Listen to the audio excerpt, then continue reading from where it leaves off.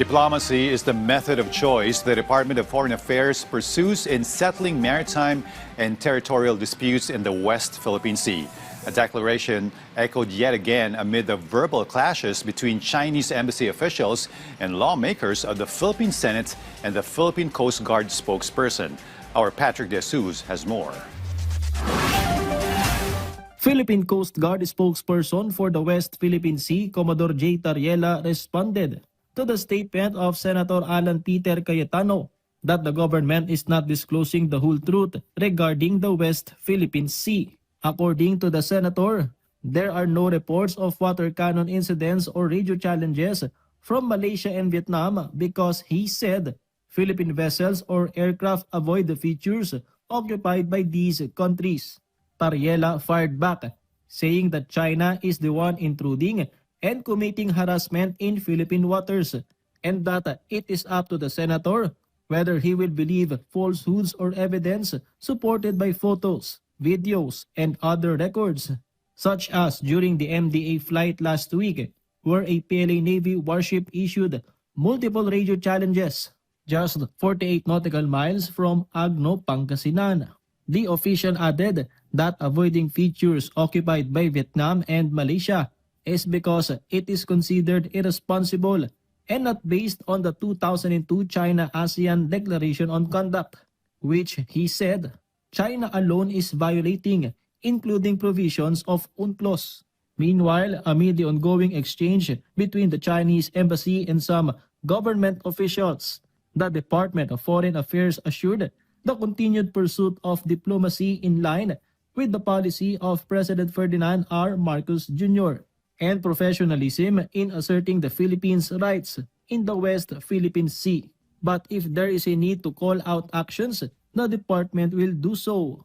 The department will continue to issue protests and make firm representations of serious concern to the Chinese embassy at appropriate times. And we will consistently assert to them and the entire world the Philippines' sovereignty, sovereign rights, and jurisdiction in the West Philippine Sea. The Filipino public can continue to count on the DFA to be a credible and authoritative voice for the Philippines' positions and interests. According to retired Supreme Court Associate Justice Antonio Carpio, the government should not stop the transparency initiative in the West Philippine Sea. In the letter of Foreign Affairs Secretary Maria Teresa Lazaro to Senator Risa Hontiveros, the secretary said that disagreements and tensions between the two countries are best addressed through diplomatic channels rather than being made public. But Carpio disagrees with this. When they say that this must be discussed behind closed doors, the moment you do that, China wins. Because the world will not see what China is doing in the sea. And the world will not support us. That's why I believe in this transparency. The DFA clarified that the letter was not leaked but was released with the permission of Secretary Lazaro. The department added that they will not be affected by jeers from self-styled experts and commentators. While performative rhetoric is a reality in modern public discourse, the DFA has long ago resolved to conduct our work with the national interest as the sole consideration. Not for fanfare, not for followers, and certainly not for likes, but solely for the national interest and welfare of the Filipino people. The DFA also respects the mandate of other government agencies regarding the West Philippine Sea that fall outside the scope of foreign policy, which is why communication and cooperation remain open.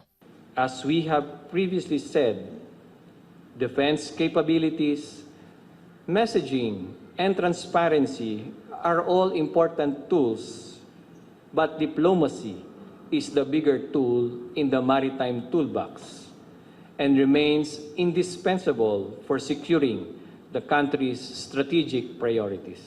Patrick De Jesus from the National TV Network for a new and better Philippines.